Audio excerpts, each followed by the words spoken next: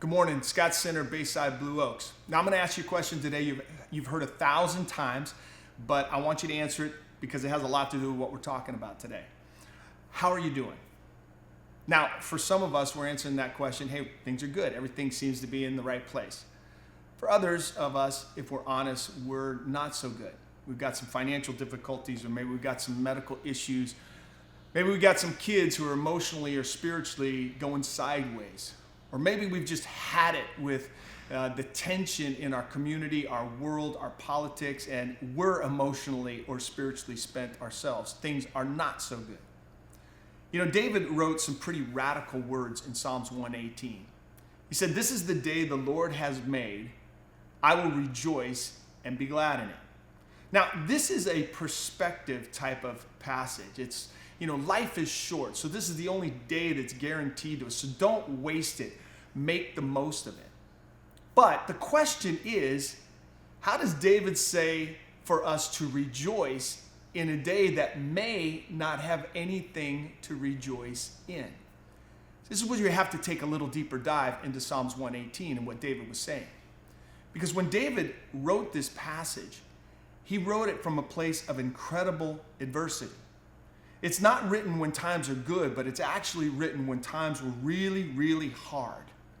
So the question is how did David get to a place where he said, rejoice in a day when things in his life were happening that wasn't good to rejoice in?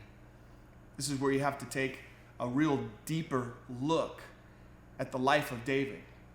You see, what David is saying in Psalms 118 is he's saying this.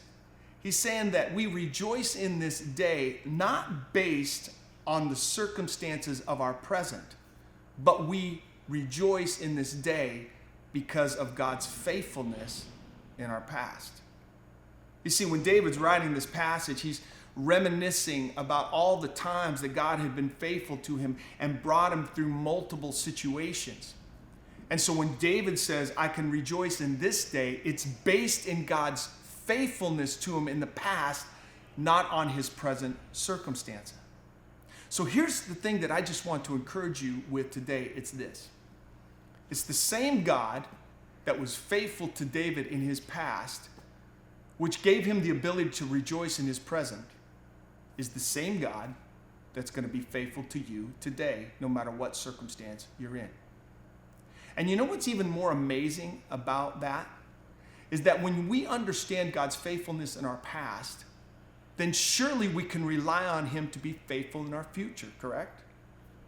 Which means this day we can rejoice in, not based on our circumstance, but based on God's faithfulness. So let me give you a challenge today so that you can truly rejoice in this day. The first challenge is just to reflect. Take some moments today to reflect on God's faithfulness in your past, how he got you to this point today. And then what I want you to do is to rejoice.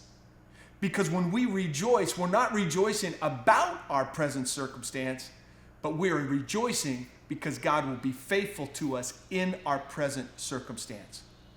So we can truly say, this is the day the Lord has made.